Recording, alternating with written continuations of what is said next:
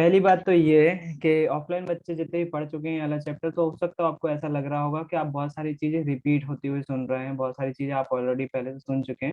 लेकिन याद रखिए, मेरा वीडियो बनाने का मकसद, एक मकसद जो है वो ये भी है कि आने वाले बच्चे जो है वो इस वीडियो लेक्चर को देखकर थोड़ा सा मोटिवेट हो सकें साइंस के। यही अगर उनको समझ में नहीं आ रहा है किसी दूसरे टीचर का, जैसे अंशिका को नहीं आ रहा है, तो वो जो है मेरा वीडियो देख कर शायद हो सकता है उनको समझ में आ जाए। इसलिए वीडियो बनाने का मकसद है, इसलिए मैं बहुत सारी चीजें रिपीट कर रहा हूँ।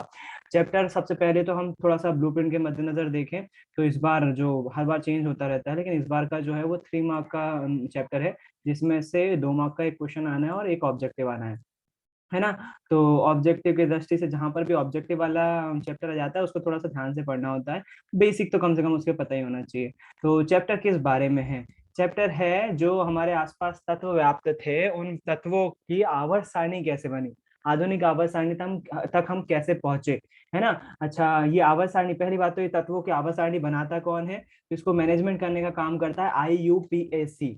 आज बहुत अच्छा मौका मिला है, मैं अगर ऑफलाइन क्लास में ये चीज बताता भी तो क्लियर नहीं हो पाती। देखो IUPAC के वेबसाइट पर साफ साफ जो है वो पीरियोडिक टेबल दी हुई है।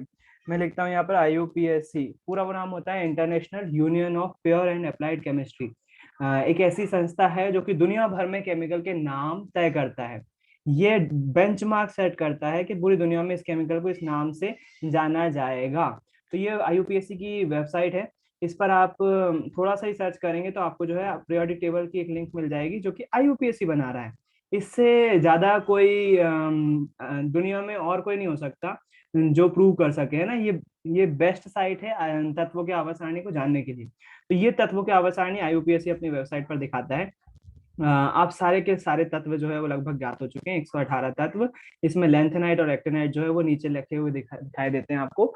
सबसे पहले तो आपको, ये थोड़ी सी बोरिंग है, ये वाली जो पीरियोडिक टेबल देख रहे हो आप, थोड़ी सी बोरिंग है। क्यों बोरिंग बोल रहा हूँ? क्योंकि इसमें जो है वो कलरफुल उतना नहीं दिया हुआ है ना। सबसे पहले हम एक बात जानेंगे, थोड़ा सा बेसिक 9 क्लास का पढ़ेंगे इसका बैकग्राउंड जानने के लिए कि हम इस चैप्टर में पढ़ने के वाले हैं। शायद आप सभी परिचित हैं पीरियोडिक टेबल से। एक बार मैं दिखा देता हूँ पीरियोडिक टेबल दिखती कैसे है, फिर उसके बाद अपन को पूरी टाइम यही पढ़ना है ना। इसके अलावा और कुछ पढ़ना ही नहीं है। तो एक बार मैं आपको दिखा देता हूँ पीरियोडिक टेबल की कैसे दिखाई देती है पीरियोडिक टेबल, क्योंकि अपन इसी पे पढ़ रहे होंगे, सब चीजें यही देख रहे होंगे।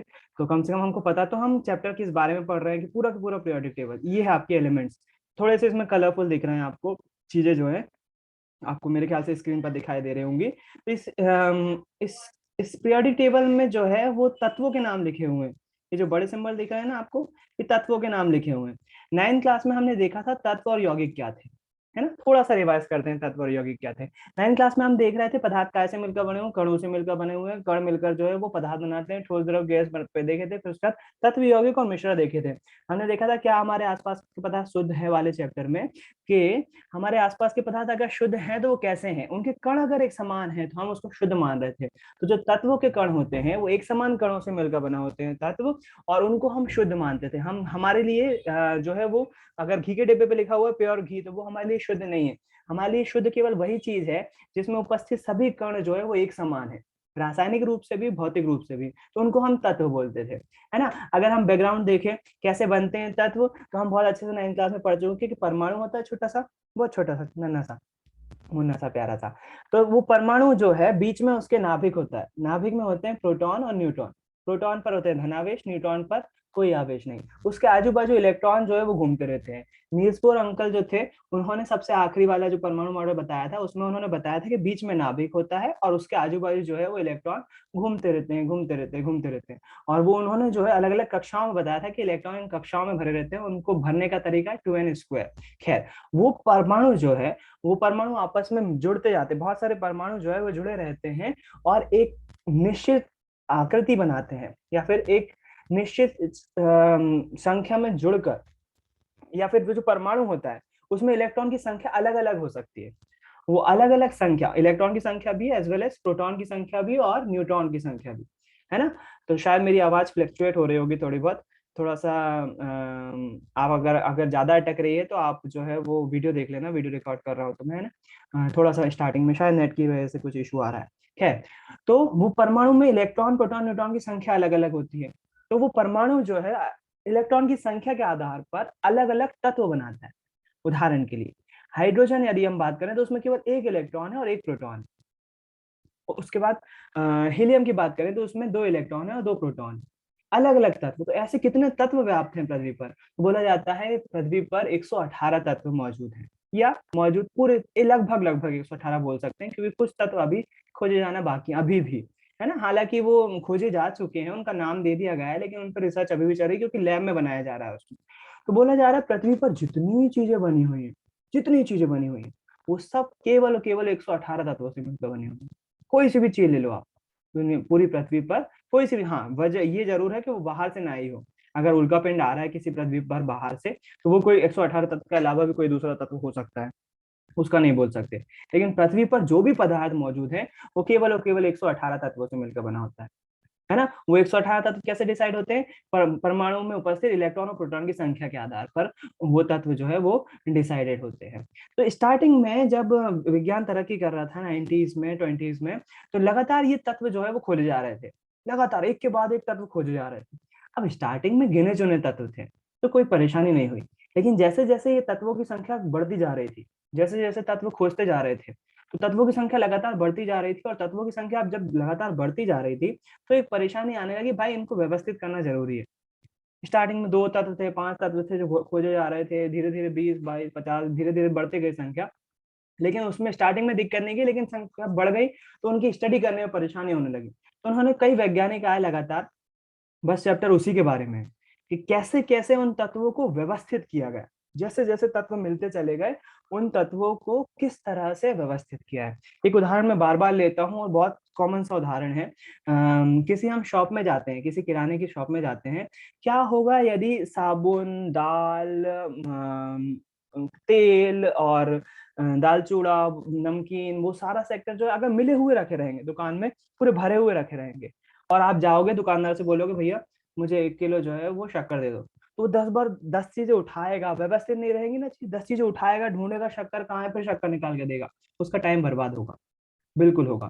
आप बोलोगे साबुन दे दो, फलाना कंपनी की, रिन कंपनी की साबुन चाहिए, घड़ी की कंपनी की साबुन चाहिए, तो वो उस ढेर में से ढूंढ रहा होगा कहाँ रख दी उसने, एक आया था दूसरे ने पलट दी, तो वो सामान जो है वो ढूंढ रहा होगा। वो सामान एग्जैक्टली उसको टाइम पे नहीं मिलेगा। उसी प्रकार से तत्वों के साथ भी हो रहा था। तत्वों को व्यवस्थित रूप से जमाना जरूरी था, क्योंकि उनके रासायनिक गुणधर्म का जो अध्ययन किया जा रहा था, दूसरे तत्वों के साथ मेलजोल करने में उनको परेशानी हो रही थी। तो वैज्ञानिकों ने सोचा क्यों ना हम इन तत्वों को जो है व्यवस्थित रूप से जमाएं। उसी क्रम में पूरा के पूरा चैप्टर जो है वो 4 बातों पे फोकस है। चार वैज्ञानिक, चार आवर्त सारणी के बारे में बोलता है, कैसे कैसे क्रमिक विकास हुआ आवर्त सारणी में। सबसे पहले आएगा डावेराइनर, उंगलियों पे याद रख लेना, डावेराइनर। फिर उसके बाद आएगा न्यूलैंड, उसके बाद आएगा मेंडलीव, और लास्ट में आएगा हेनरी मोजले की आधुनिक आवर्त सारणी। चौथी जो आवर्त सारणी है वही हम आज के जमाने में देख रहे होते हैं। ये जो आप स्टार्टिंग में देख रहे हो, ये वाली आवर्त सारणी जो है वो हेनरी मोजले के द्वारा बनाई गई है, आधुनिक आवर्त सारणी है। पूरा के पूरा चैप्टर बस ये 4 टॉपिक पर निर्भर। कौन कौन से? डावेराइनर के त्रिक, मतलब डावेराइनर एक वैज्ञानिक थे, उन्होंने ट्रिक दिए, कुछ कॉन्सेप्ट दिए थे। अभी बात आज तो नहीं कर पाएंगे, आज केवल इंट्रोडक्शन है, अगर हो सका तो वो ही बता दूंगा। डावेराइनर ने वैज्ञानिक नाम था, उन्होंने कुछ नियम बताया कि इस तरह से व्यवस्थित किए जा सकते हैं तत्व। दूसरे वैज्ञानिक का नाम था न्यूलैंड। न्यूलैंड ने अपना अष्टक सिद्धांत दिया, है ना। न्यूलैंड ने अपना अष्टक सिद्धांत दिया और उन्होंने बोला इस तरह से जमा हो। उनमें भी कुछ कमियां रही होंगी। तो फिर आए मेंडलीव।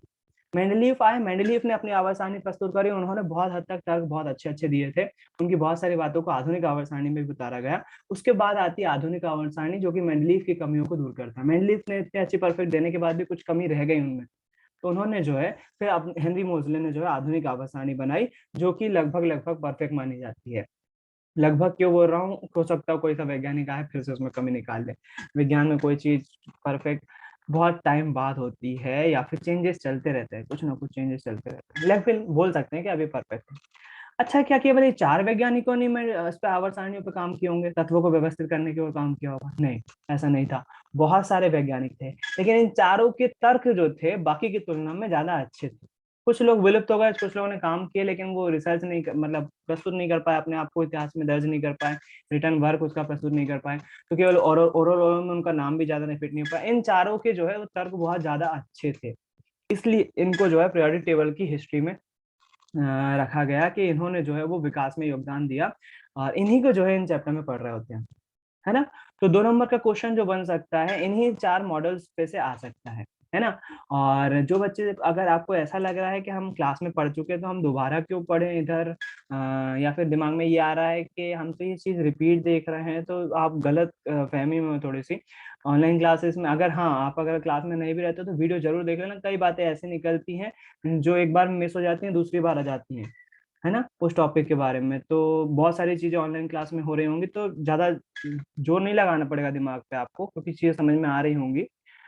लेकिन मिस मत करना क्लास, मेरा मतलब ये है, रूटीन जो बनी हुई है उसको बंद रहने है, आप ही का फायदा है, कुछ ना कुछ हद तक जो है वो कुछ ना कुछ नया सीखने को मिल जाएगा। जैसे IUPSC की साइट देखने को मिल गई, हो सकता है ऑब्जेक्टिव में IUPSC का फुल फॉर्म आ जाए किसी के एग्जाम में या फाइनल एग्जाम में, तो आपको पता तो है कम से कम कि international union of pure and applied chemistry होता है, और एक ऐसा संगठन है जो अंतरराष्ट्रीय तौर पर केमिकल के नाम डिसाइड करता है। उसने जो बोल दिया, बस दुनिया भर में उसी से नाम से जाना जाता है। 12th में बहुत सारे IUPSC नाम पढ़ोगे आप केमिस्ट्री में, है ना। तो ये चीज जो है वो आपको याद रखना है। पूरा के पूरा चैप्टर 4 पॉइंट में जो है वो डिवाइडेड है, डावे लाइनर के तक। अच्छा, कैसे किस तरह से क्वेश्चन डिजाइन किए जाते हैं इस चैप्टर में, कैसे क्वेश्चन आते हैं। तो सबसे पहला और कॉमन क्वेश्चन है इन चारों के बारे में, जो है इनका बेसिक सिद्धांत कि इन्होंने किस तरह से आवर्त सारणी को जमाया, व्यवस्थित किया। तो डावेराइनर ने किस सिद्धांत का पालन किया आवर्तों को, तत्वों को जमाने में। न्यूलैंड ने किस सिद्धांत का पालन किया। मेंडलीफ ने कैसे अपने आवर्त सारणी को जमाया।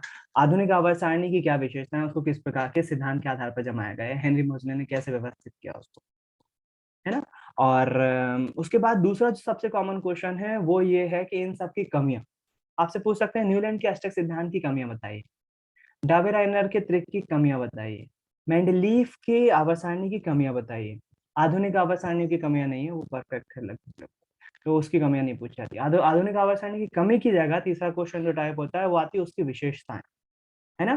तो उसकी विशेषताएं पूछी जाती हैं। आवर्त सारणी में बाएं से दाएं आने पर धात्विक गुणधर्म बढ़ता है कि घटता है, आधात्विक गुणधर्म बढ़ता है कि घटता है। आवर्त सारणी में ऊपर से नीचे आने पर धात्विक गुणधर्म बढ़ता है कि घटता है।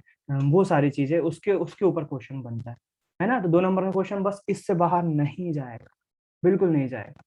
उन सभी के सिद्धांत, उन सभी चारों की कमियां, आधुनिक आवर्त सारणी को छोड़कर, और आधुनिक आवर्त सारणी की व्यवस्थित व्यवस्था किस क्रम में, उसके गुण जो है ना, बस उसी के ऊपर क्वेश्चन बनना चाहिए, उसके बाहर नहीं जाना चाहिए, है ना। और यकीन मानो, इस आवर्त सारणी को पढ़ना, इसको समझना ही इस चैप्टर का मकसद है। बस इस आवर्त सारणी को समझना है आपको, है ना। तो इस आवर्त सारणी को समझने से पहले ये थोड़ा सा, चलो क्या समझने की कोशिश करते हैं। ये सभी अब तक ज्ञात तत्वों के नाम हैं। अभी तक जितने भी तत्व ज्ञात हैं उन सभी के नाम है। ये अच्छा नहीं करता था।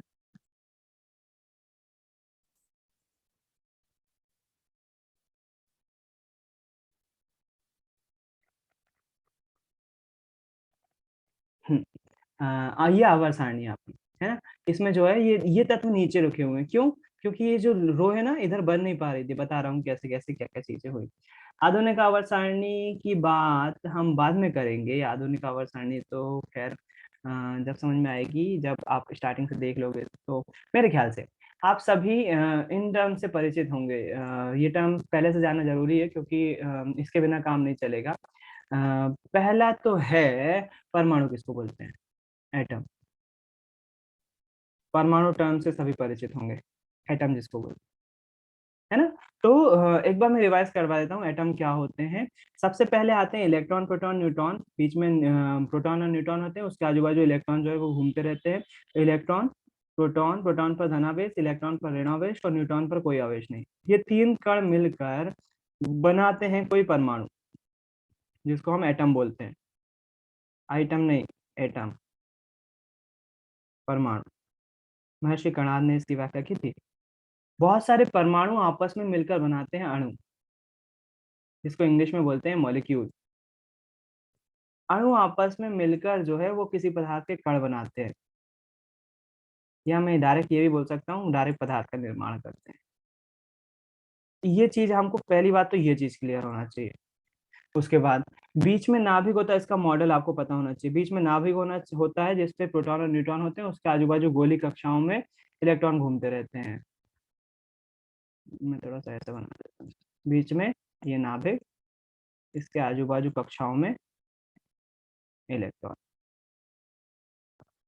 इन कक्षाओं में घूमते रहते हैं। अलग अलग कक्षाएं होती हैं, अलग अलग कक्षाएं एक तरह से अलग अलग ऊर्जा स्तर को दिखा रही होती है, और कुछ भी नहीं है। और इसमें इलेक्ट्रॉन कैसे भरे जाते हैं, नील्स बोर के आधार पर। नील्स बोर ने परमाणु मॉडल जो दिया उसके आधार पर बोलते हैं, हर एक कक्षा को नाम दे दिया उन्होंने, KLMN, KLMN। और इनका जो है वो इनकी नंबरिंग भी फिट कर दी कि इसके लिए n की वैल्यू होगी 1, एन के लिए n की वैल्यू होगी 1, इसके लिए n की वैल्यू होगी 2, और इसके लिए n की वैल्यू होगी 3। ऐसे बढ़ती जाएगी, n के लिए जो है वो 4 हो जाएगी। और नील्स बोर ने जो फॉर्मूला दिया था वो ये दिया था, 2n²। तो जो n होता है, n की वैल्यू अगर 1 पुट करते हैं, मतलब अपन को पता करना है यदि कि पहला कोश जिसको k कोश बोलते हैं, इसमें इलेक्ट्रॉन कितने भरे जा सकते हैं, तो हम क्या करेंगे, k में क्या होता है, n की वैल्यू 1 होती है ना, इस फॉर्मूले में एक n की वैल्यू 1 पुट करेंगे, 2 गुणित 1⁻²। तो कितना हो जाएगा, एक एकम एक और एक दूनी दो, मतलब इस पहली कक्षा में अधिकतम मैक्सिमम कितने इलेक्ट्रॉन भरे जा सकते हैं, केवल और केवल दो, एक इलेक्ट्रॉन और दो इलेक्ट्रॉन। इसी तरह से दूसरी कक्षा में कितने भरे जा सकते हैं, एन की वैल्यू 2 पुट करोगे, दो दूनी चार, चार दूनी आठ, दूसरे कोश में 8 इलेक्ट्रॉन भरे जा सकते हैं। 1 2 3 4 5 6, पूरा नहीं बना रहा हूँ मैं, 7 8, 8 इलेक्ट्रॉन अधिकतम भरे जा सकते हैं। कोई के पास अगर 8 इलेक्ट्रॉन नहीं है तो केवल कम भी भरा जा सकते हैं, 8 से कम हो सकते हैं, 8 से ज्यादा नहीं हो सकते, है ना। और फिर अगर n की वैल्यू 3 पुट कर देंगे अपन n के लिए, m वाले कक्षा के लिए, तो हमको बताएगा कि तीसरे वाले कक्षा में 18 इलेक्ट्रॉन मैक्सिमम भरा सकते हैं, अधिकतम। इससे कम हो सकते हैं, इससे ज्यादा नहीं हो सकते, है ना। तो ये हमको परमाणु का मॉडल जो है वो पता हुआ है। इसके बाद हमको एक चीज और पता होना चाहिए, परमाणु क्रमांक क्या होता है। परमाणु क्रमांक, ये 9th क्लास का है, मैं क्यों रिवाइज करवा रहा हूँ आज। परमाणु क्रमांक को जो है वो रिप्रेजेंट करते हैं Z से, अंग्रेजी के Z से। परमाणु क्रमांक को ही परमाणु संख्या भी बोलते हैं। परमाणु संख्या या परमाणु क्रमांक एक ही चीज है। परमाणु संख्या किसके बराबर होती है, परमाणु में उपस्थित प्रोटॉन की संख्या के बराबर होती है। जितनी जितनी भी संख्या में प्रोटॉन उपस्थित होंगे परमाणु में, उसी को हम क्या बोलेंगे, प्रोटॉन की संख्या। प्रोटॉन की संख्या को ही हम क्या बोलते हैं, परमाणु संख्या बोलते हैं। प्रोटॉन की संख्या को ही क्या बोलते हैं, परमाणु संख्या। उदाहरण के लिए हाइड्रोजन का उदाहरण लेते हैं। हाइड्रोजन हाइड्रोजन का जो परमाणु क्रमांक है वो 1 होता है। इसका मतलब क्या दिखा रहा है, हाइड्रोजन के नाभिक में एक प्रोटॉन उपस्थित है और उसके, अच्छा एक और चीज है, नाभिक में कितने इलेक्ट्रॉन उपस्थित, एक एक है ना परमाणु क्रमांक इसका। तो ये जो दिखा रहा है वो दिखा रहा है कि इसमें नाभिक में एक प्रोटॉन मौजूद है। एक और चीज होती है, जितने प्रोटॉन होते हैं ना उदासीन परमाणु में, उतने ही इलेक्ट्रॉन भी होते हैं। इलेक्ट्रॉन, न्यूट्रॉन की बात नहीं हो रही, देखना। एक एक सामान्य परमाणु उदासीन प्रकृति का होता है, न्यूट्रल होता है, उदासीन प्रकृति का होता है। उदासीन मतलब क्या होता है, जितने उस पे धनावेश होते हैं उतने उस पे ऋणावेश होते हैं। जितने उस पे धनावेश होते हैं उतने उस पे ऋणावेश होते हैं। मतलब जितने, जैसे मान लीजिए हाइड्रोजन पे एक प्रोटॉन है, एक प्रोटॉन है, इसमें एक ही इलेक्ट्रॉन भी होगा। क्यों ऐसा, क्योंकि जितने धनावेश हैं उतने ही इस पे ऋणावेश भी होंगे, और इसी कारण से ये उदासीन होगा, रियल परमाणु। अब होता क्या है, ये इलेक्ट्रॉन जो है ना जंपिंग जंपिंग करते रहते हैं। इलेक्ट्रॉन जो है वो जंपिंग जपाक जंपक जंपक चलता रहता है उनका, और एक एटम से दूसरे एटम में जाते रहते हैं, जंप करते रहते हैं। तो इलेक्ट्रॉन की संख्या कई परमाणु में स्थिर नहीं रह पाती। स्थिर नहीं रह पाती मतलब फिक्स नहीं रह पाती। इसलिए हम जो परमाणु क्रमांक की डेफिनेशन है, उसकी डेफिनेशन में, उसके फॉर्मूले में इलेक्ट्रॉन की संख्या को नहीं लेते हैं, हम केवल प्रोटॉन की संख्या को लेते हैं। क्यों लेते हैं प्रोटॉन की संख्या को, क्योंकि प्रोटॉन की संख्या फिक्स है, प्रोटॉन को आसानी से अलग नहीं किया जा सकता है नाभिक से। अगर करेंगे तो धमाका होगा इतना तेज कि हम खुद उड़ जाएंगे, परमाणु बम बना लेंगे अपन। मतलब परमाणु बम नहीं, एक तरह से हाँ परमाणु बम बना लेंगे अगर नाभिक को तोड़ते हैं। बहुत ज्यादा मात्रा में ऊर्जा निकलेगी और हम खुद उड़ जाएंगे, है ना। इतने आसान नहीं है नाभिक को तोड़ना।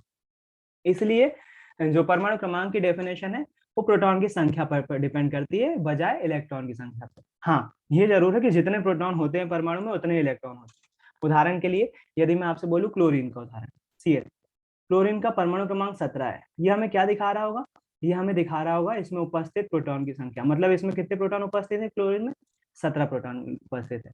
अच्छा एक और बात है, इसमें इलेक्ट्रॉन भी कितने होंगे, 17 ही होंगे। लेकिन उसको डेफिनेशन में शामिल क्यों नहीं किया गया है? क्योंकि इलेक्ट्रॉन जो है स्थिर नहीं है, बेवफा है ये, कभी भी छोड़कर चले जाते हैं क्लोरीन का साथ। जो भी क्लोरीन दूसरा एटम इनको मिलता है, जैसे सोडियम वाला मिलेगा, तो इलेक्ट्रॉन जो है फट से सोडियम के पास चले जाएंगे।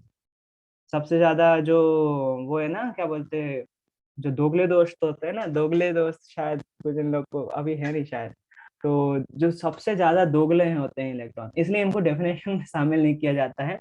परमाणु क्रमांक जो है उसमें प्रोटॉन को लिया जाता है, प्रोटॉन की संख्या को लिया जाता है। जितने प्रोटॉन होते हैं वही उसकी परमाणु संख्या कहलाती है। जैसे क्लोरीन की कुछ परमाणु संख्या आपको याद होना चाहिए, मुझे भी कुछ ही याद है वैसे तो। 12th क्लास में आप जो है वो बहुत सारी परमाणु क्रमांक याद हो जाना चाहिए आपको, परमाणु संख्या और परमाणु भार भी, है ना। कुछ याद मेरे को जो है वो मैं आपको भी सिखा देता हूँ। तो हाइड्रोजन का होता है 1 परमाणु क्रमांक, मतलब उसमें प्रोटॉन की संख्या कितनी होगी? 1। हीलियम का होता है 2। लिथियम का होता है 3। फिर उसके बाद कार्बन का होता है 4। फिर उसके बाद नाइट्रोजन का होता है 7। मतलब नाइट्रोजन में कितने न्यूट्रॉन, कितने प्रोटॉन होंगे? 7। इलेक्ट्रॉन में कितने होंगे? 7, है ना, परमाणु संख्या 7। इसके बाद ऑक्सीजन का होता है 8। ऑक्सीजन का सिंबल 8 ओ होता है, और इसमें परमाणु क्रमांक जो है 8 होता है। उसके बाद मैग्नीशियम का जो होता है वो होता है 12। मैग्नीशियम का परमाणु क्रमांक होता है 12। इसके बाद कौन सा याद है मुझे? इसके बाद जो है वो कैल्शियम का याद है। कैल्शियम का जो है वो होता है 20, है ना। भैया, हाँ भैया, हाँ, कार्बन का 4 होता है या 6 छः छः होता है? छः, सही बोला, गलत गलत बोल दी मैंने, संयोजकता लिख दी थी उसकी, बिल्कुल सही हो। कार्बन का 6 होता है। मैंने संयोजकता लिख दी थी गलती से। कार्बन का 6, मैग्नीशियम का 12, क्लोरीन का 17। क्लोरीन का 17। फिर उसके बाद कैल्शियम का आता है। कैल्शियम का 18 होता है, 20 होता है, एक बार चीटिंग कर ली। कैल्शियम का होता है 20, हाँ सही है। भैया 20 होता है। हाँ 20 होता है। तो कैल्शियम का होता है 20। इसके अलावा आपको कौन कौन से याद होना चाहिए? कॉपर का याद है मेरे को, 29 होता है कॉपर का। और ज्यादा है, आपको कौन कौन से याद होना चाहिए? आपको Fe का याद होना चाहिए, मेरे को और ज्यादा याद नहीं। एल्यूमिनियम का याद होना चाहिए क्योंकि बहुत कॉमन है। इसके बाद Au का याद रख सकते हो क्योंकि सोना है वो, Au। Ag का याद रख सकते हो क्योंकि वो चांदी है। इसके बाद ज्यादा कोई याद रखने की जरूरत नहीं, इतने काफी हो जाएंगे आपको याद रखने के लिए, है ना। तो ये आपको परमाणु क्रमांक याद होना चाहिए। क्या दिखाते हैं? इसमें उपस्थित, परमाणु में उपस्थित प्रोटॉन की संख्या को दिखाते हैं। इसमें 3 प्रोटॉन है, इसमें 6 है, इसमें 7 है। इसका मतलब ये नहीं कि इलेक्ट्रॉन की संख्या नहीं दिखा रहे हैं, इलेक्ट्रॉन की संख्या भी दिखा रहे हैं। तो इलेक्ट्रॉन को क्यों नहीं ले रहे हैं? क्योंकि इलेक्ट्रॉन चेंज होती रहती है संख्या, है ना। कई बार जो है वो चेंज हो जाती है। अच्छा, इलेक्ट्रॉन जंपिंग करके अगर दूसरे में चले जाते हैं तो क्या बनता है? फिर बनता है आयन, है ना। इसको भी आपको पता होना चाहिए, बेसिक है जो कि आपको पता होना चाहिए। हालांकि आधुनिक आवर्त सारणी में ये काम आएगा, लेकिन स्टार्टिंग में पढ़ लो तो कोई बुराई नहीं है, वहां पर रिव्यू हो जाएगा। आयन टर्म आता है कि आयन किसको बोलते हैं, है ना। आयन किससे होते हैं? शायद आपने सुना होगा, धन आयन, ऋण आयन। एक तरह से कुछ भी नहीं है, आयन जो है वो एटम्स ही है, परमाणु ही है। बस हुआ क्या है, उसमें से एक इलेक्ट्रॉन दगा दे गया है, या फिर एक इलेक्ट्रॉन खुश होकर उसके पास आ गया है ना। उदाहरण के लिए क्लोरीन के उदाहरण लेते हैं, बहुत अच्छा उदाहरण है क्लोरीन का। इसका परमाणु क्रमांक होता है 17। मतलब इसके नाभिक में जो है वो 17 प्रोटॉन मौजूद हैं, और आजू बाजू जो है वो इलेक्ट्रॉन इसकी परिक्रमा कर रहे हैं। पता नहीं क्यों परिक्रमा कर रहे हैं, लेकिन कर रहे हैं। हमें क्या पड़ी है इनको परिक्रमा करने की? पहली कक्षा में 2 इलेक्ट्रॉन मैक्सिमम भरे जा सकते हैं स्कोर के आधार पर। दूसरी में 8 इलेक्ट्रॉन मैक्सिमम, और इसके पास है 17 है टोटल। इसने अभी 8 दे दिए और 2 10 दे दिए, बचे कितने हुए? 7। ये कितने हो गए? 10 हो गए। 7 बचे हुए, तो एक इलेक्ट्रॉन जो है वो कुछ गड़बड़ करा गया। पहली में 2, फिर उसके बाद 8, 10 हो गए, बचे हुए 7 इलेक्ट्रॉन। 1 2 3 4 5 6 7, 7 इलेक्ट्रॉन इसके अंतिम कोश में आ गए। अच्छा, इसी तरह से Na की बात करूं यदि मैं, तो Na का परमाणु क्रमांक होता है 11। 11 में से नाभिक में, मतलब इसके कितने प्रोटॉन होंगे? 11 प्रोटॉन होंगे, और आजू बाजू इलेक्ट्रॉन कितने होंगे? वो भी 11 होंगे। तो पहले कोश में 2 इलेक्ट्रॉन, दूसरे कोश में 8 इलेक्ट्रॉन,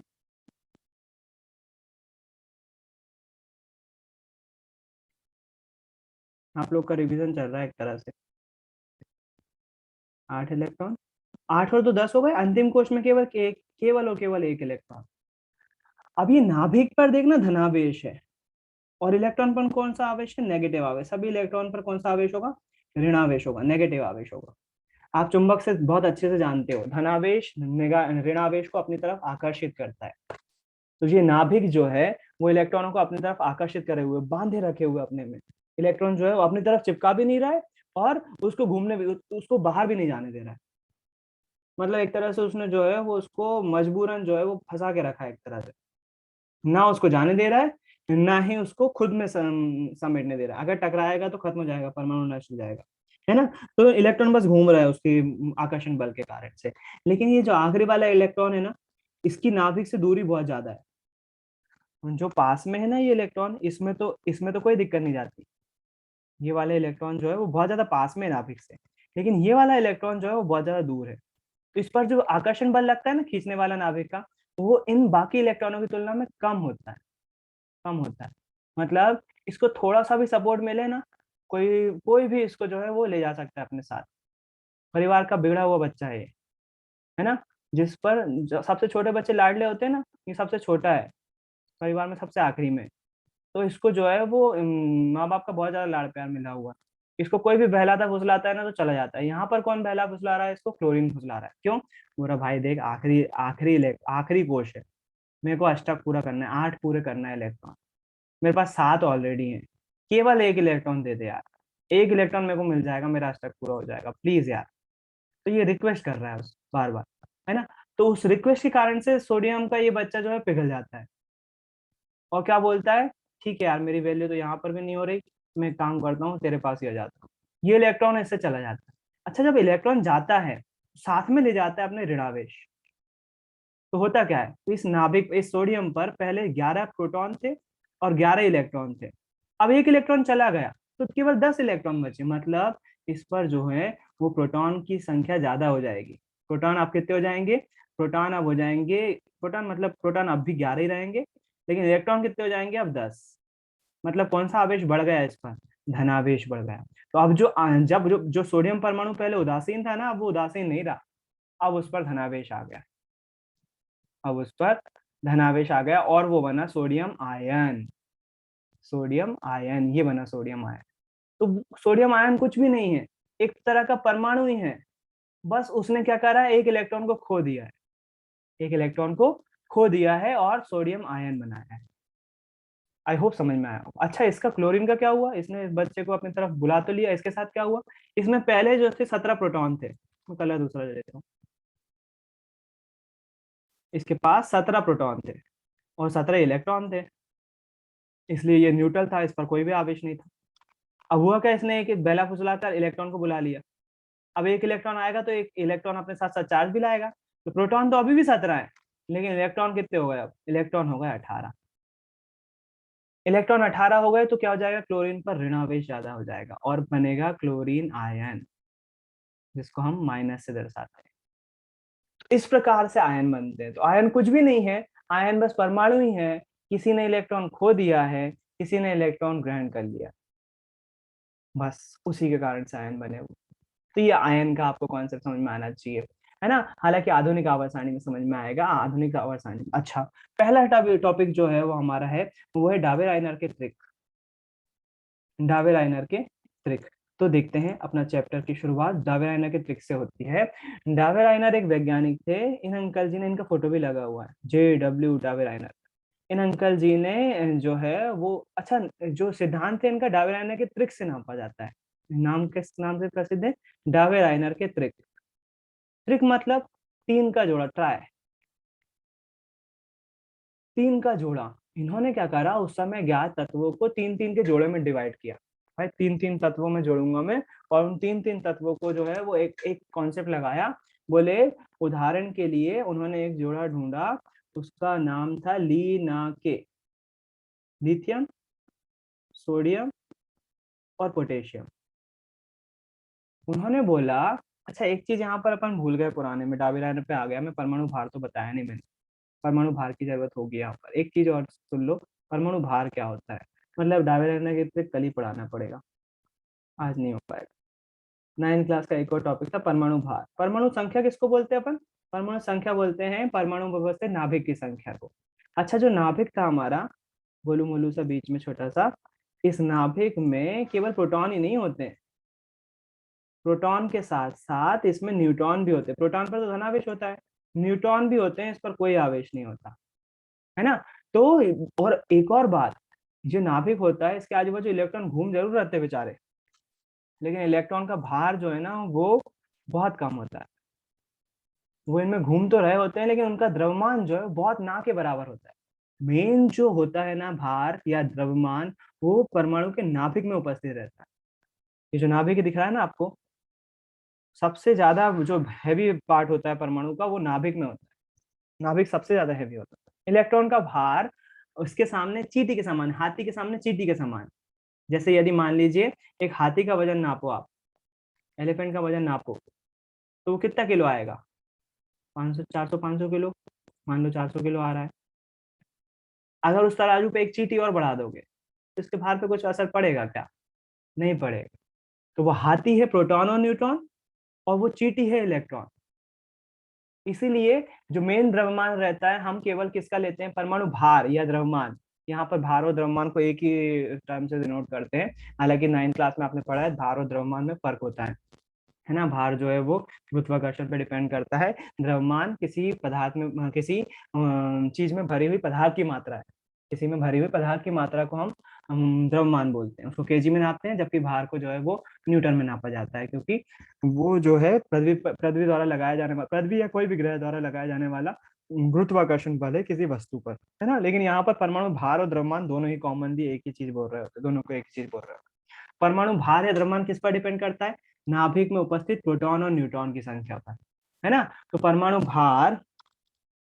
भार की डेफिनेशन बनती है प्रोटॉन की संख्या प्लस न्यूट्रॉन की संख्या, इन दोनों को जोड़ दो। मैं थोड़ा सा अच्छे से लिख देता हूँ। परमाणु भार किस पर डिपेंड करेगा? ऊपर वाली लाइन नहीं खींच रहा हूँ मैं, थोड़ा सा समझ जा रहे हो आप मेरी मजबूरी, बहुत समझदार हो। परमाणु भार जो है वो डिपेंड करेगा प्रोटॉन की संख्या पर प्लस न्यूट्रॉन की संख्या पर। इन दोनों को यदि हम जोड़ देते हैं तो हमें पता चल जाता है परमाणु भार। और परमाणु भार की इकाई है यू। यू का फुल फॉर्म होता है यूनिफाइड मास। यूनिफाइड मास। परमाणु भार इस तरह से कैलकुलेट किया जाता है, प्रोटॉन की संख्या पर और न्यूट्रॉन की संख्या पर। कुछ तत्वों के परमाणु भार आपको पता होना चाहिए। वो जो है लगभग लगभग उसके दुगने ही होते हैं। जैसे मान लीजिए उदाहरण के लिए नाइट्रोजन। नाइट्रोजन का परमाणु क्रमांक है 7, और इसका परमाणु भार जो होता है वो 14U होता है।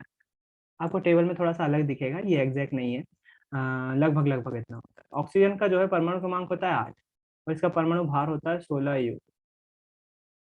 कार्बन का जो परमाणु क्रमांक होता है वो होता है 6, और इसका परमाणु भार जो होता है वो 12U, है ना। ये सब जो है कुछ बेसिक हैं, इनके जो है आपको पता होना चाहिए, और भी थोड़े से हैं, मैं सभी के नहीं बता रहा हूँ। जैसे क्लोरीन का परमाणु क्रमांक जो है वो 17 होता है, और परमाणु भार जो होता है इसका होता है 35.5। अच्छा, ये दशमलव वाली चीज जो है वो टेबल में कुछ ज्यादा ही दिखेगी आधुनिक आवर्त सारणी में। क्यों दिखेगी वो बताऊंगा, समझानी पढ़ने के बाद बताऊंगा क्यों ये दशमलव वाली चीज टेबल में ज्यादा दिखेगी, है ना। तो क्या परमाणु क्रमांक को परमाणु भार हम टेबल में भी देख सकते हैं? जी हाँ, बिल्कुल देख सकते हो आप। इस टेबल में देखोगे, यदि हाइड्रोजन को देखोगे, यदि हाइड्रोजन को पास से देखते हैं थोड़ा सा, तो हाइड्रोजन में आपको जो ऊपर दिखाई दे रहा है टेबल में, ये जो 1 दिखाई दे रहा है, इसको बोलते हैं परमाणु संख्या। ये हमेशा जो है ना, कई बार हैशटैग को नंबर से यूज करते हैं। हैशटैग को मतलब होता है नंबर, है ना। हैशटैग का मतलब होता है नंबर।